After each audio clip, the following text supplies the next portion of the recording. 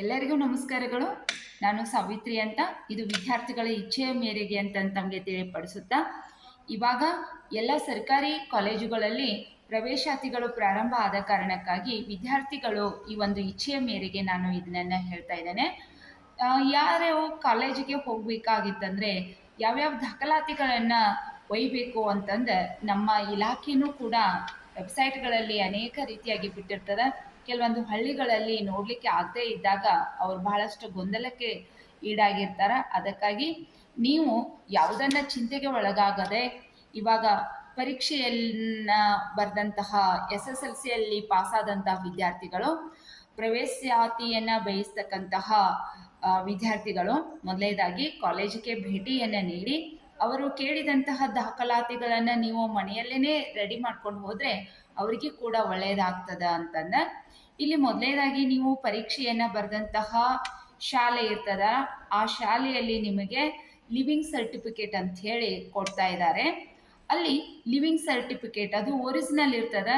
ನಿಮಗೆ ಕೈಯಲ್ಲಿ ಕೊಡಲಿಕ್ಕೆ ಆಗಲಿಲ್ಲಪ್ಪ ಅಂತಂದರೆ ಅವ್ರು ಏನು ಮಾಡ್ತಾರಪ್ಪ ಅಂದರೆ, ನೀವು ಯಾವ ಸ್ಕೂಲಿನಲ್ಲಿ ಕಾಲೇಜಿನಲ್ಲಿ ನೀವು ಪ್ರವೇಶಾತಿಯನ್ನು ಬಯಸ್ತಾ ಇದ್ದೀರೋ ಆ ಪ್ರವೇಶಾತಿಯಲ್ಲಿ ಅವರು ಒಂದು ಫಾರ್ಮನ್ನು ನಿಮ್ಗೆ ಕೊಡ್ತಾ ಇದ್ದಾರೆ.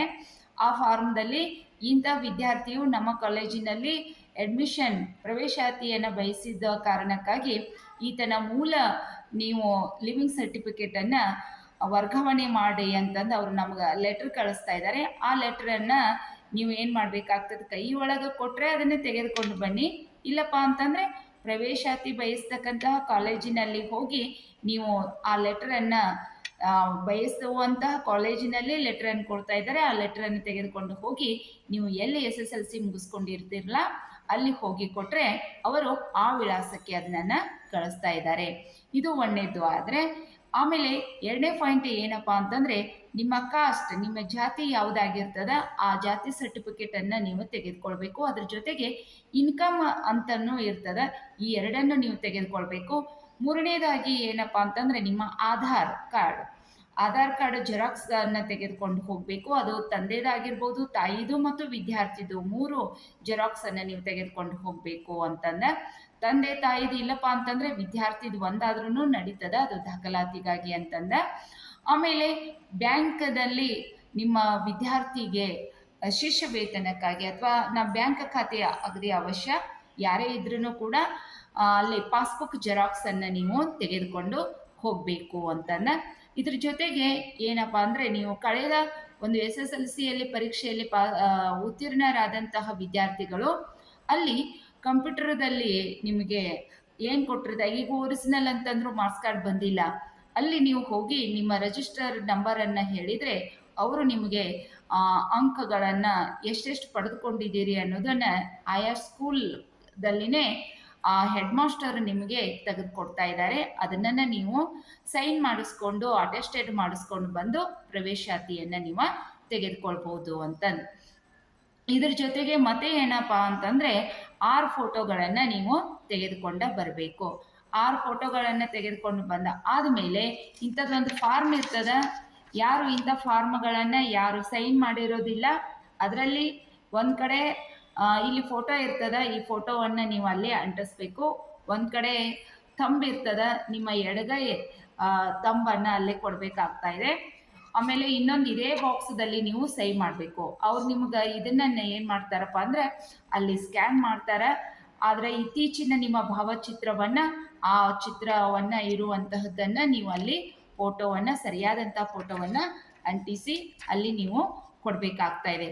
ಯಾರು ಇದನ್ನು ಕೊಡದೇ ಇದ್ದರೆ ನೀವು ಅಲ್ಲಿ ಹೋಗಿ ಏನು ಮಾಡಬೇಕು, ಅಕಸ್ಮಾತ್ ಮರ್ತಿದ್ರೆ ಅಲ್ಲಿ ಸೈನ್ ಮಾಡಿ ನೀವು ಬರಬೇಕಾಗ್ತಾ ಇದೆ. ಇವಿಷ್ಟು ನಿಮಗೆ ಇವು ಮೂಲ ಇದ್ದಾವೆ. ಮತ್ತೊಂದು ಸತಿನ ಹೇಳ್ತೀನಿ ಕೇಳಿ ವಿದ್ಯಾರ್ಥಿಗಳೇ. ನೀವು ಆಯಾ ಕಾಲೇಜಿಗೆ ಹೋದರೆ ಏನು ಮಾಡಬೇಕು, 1ನೇ ಪಾಯಿಂಟನ್ನು leaving certificate SSLC leaving certificate ಅನ್ನೋ ಒರಿಜಿನಲ್ ಇರಬೇಕದು. ಆ ಒರಿಜಿನಲನ್ನು 1ನೇ ಪಾಯಿಂಟ್ ತೆಗೆದುಕೊಳ್ಬೇಕು. ಎರಡನೇದು ಏನಪ್ಪ ಅಂತಂದರೆ, SSLC ಅಂಕಗಳನ್ನು ನಮಗೆ ಗೊತ್ತಾಗ್ತದೆ ವಿದ್ಯಾರ್ಥಿಗಳದ್ದು. ಅಲ್ಲಿ ಆ ಮಾರ್ಕ್ಸ್ ಕಾರ್ಡ್ ಬಂದಿರ್ತದೆ, ಅದು ನೀವು ತೆಗೆದುಕೊಳ್ಬೇಕು. ಒರಿಜಿನಲ್ ಅಲ್ಲ, ಇನ್ನೂ ಅವು ಬಂದಿಲ್ಲ ಇನ್ನೂ ಇಲಾಖೆಯಿಂದ, ಅಲ್ಲಿ ಕೊಡ್ತಾರೆ, ನಿಮ್ಗೆ ಹೆಡ್ ಮಾಸ್ಟರ್ ಕೊಡ್ತಾರೆ. ಅದನ್ನ ನೀವು ಮಾರ್ಕ್ಸ್ ಕಾರ್ಡನ್ನು ತೆಗೆದುಕೊಂಡು ಬರಬೇಕು. ಎರಡನೇದು. ಆಮೇಲೆ ಕಾಸ್ಟು, ಇನ್ಕಮು ಅದನ್ನು ತೆಗೆದುಕೊಂಡು ಬರಬೇಕು. ಆಧಾರ್ ಕಾರ್ಡನ್ನು ತೆಗೆದುಕೊಂಡು ಬರಬೇಕು. ಅದು ತಾಯಿದು ತಂದೆದು ಆಗಿರ್ಬೋದು, ಅಥವಾ ಇಲ್ಲಪ್ಪ ಅಂತಂದರೆ ವಿದ್ಯಾರ್ಥಿದು ಬಂದಾದ್ರೂ ನಡೀತದೆ. ನೆಕ್ಸ್ಟ್ ಪಾಯಿಂಟ್ ಏನಪ್ಪ ಅಂದ್ರೆ ಬ್ಯಾಂಕ್ ಪಾಸ್ಬುಕ್ ಜೆರಾಕ್ಸನ್ನು ನೀವು ಅಲ್ಲಿ ತೆಗೆದುಕೊಂಡು ಬರಬೇಕು. ಇದ್ರ ಜೊತೆಗೆ STS ನಂಬರಕ್ಕಾಗಿ ನಾವು ಅದರಲ್ಲಿ ಏನಿರ್ತದಪ್ಪ ಅಂದರೆ ಹಳೆಯ ವಿದ್ಯಾರ್ಥಿ SSLC ಪಾಸ್ ಆದಂಥ ವಿದ್ಯಾರ್ಥಿಗಳು ಬರೆದಂತಹ ಹಾಲ್ ಟಿಕೆಟ್ ಇರ್ತದ, ಆ ಹಾಲ್ ಟಿಕೆಟನ್ನು ನೀವು ಜೆರಾಕ್ಸನ್ನು ತಂದ ಕೊಡಬೇಕಾಗ್ತಾ ಇದೆ. ಒಂದೊಂದು ಶಾಲೆಗಳಲ್ಲಿ ಏನು ಮಾಡ್ತಾ ಇದ್ದಾರಪ್ಪ ಅಂದರೆ ಹುಟ್ಟಿದ ಜನ್ಮ ಉತ್ತಾರನ್ನು ತೆಗೆದುಕೊಂಡು ಬರ್ತಾ ಇದ್ದಾರೆ. ಈಗೆಲ್ಲ ಹಳ್ಳಿ ಮಕ್ಕಳು ಅದನ್ನು ತೆಗೆದುಕೊಂಡು ಬರ್ಲಿಕ್ಕೆ ಆಗದೆ ಕಾರಣಕ್ಕಾಗಿ ಇವಿಷ್ಟು ದಾಖಲಾತಿಯನ್ನು ನೀವು ತೆಗೆದುಕೊಂಡು ಬರಬೇಕು. ದಾಖಲಾತಿ ಫೋಟೋವನ್ನು ತೆಗೆದುಕೊಂಡು ಬರಬೇಕು. ಇದನ್ನ ಕೊನೆಗೆ ಇದರಲ್ಲಿ ನೀವು ಸಹಿ ಮಾಡಿ ಬರಬೇಕಾಗ್ತಾ ಇದೆ. ಅದರ ಜೊತೆ ಅಲ್ಲಿ ಇರುವಂತಹ ಸರ್ಕಾರನೇ ನಿಗದಿದ ಆಯಾ ಇಲಾಖೆ ಮತ್ತು ನಿಮ್ಮ ಏನು ಗೊತ್ತಿಲ್ಲಪ್ಪ ಅಂದರೆ ವೆಬ್ಸೈಟ್ದಲ್ಲಿ ಹೋದರೆ ಎಲ್ಲವೂ ನಿಮಗೆ ಸಿಗ್ತಾ ಇದೆ ಅಂತಂದರೆ ಹೆಚ್ಚಿನ ಒಂದು ವಿವರಣೆಯನ್ನು ನೀವು ಮೇಲಿಂದ ಮೇಲೆ ನಮ್ಮ PU ಇಲಾಖೆಯ ಹೊರಡಿಸಿರುವಂತಹ ಒಂದು ಅದನ್ನು ನೀವು ನೋಡಿದರೆ ಎಲ್ಲರಿಗೂ ಅನುಕೂಲ ಆಗ್ತದೆ ಅಂತಂದು ಹೇಳ್ತಾ ಎಲ್ಲರಿಗೂ ಮತ್ತೊಮ್ಮೆ ಧನ್ಯವಾದಗಳು.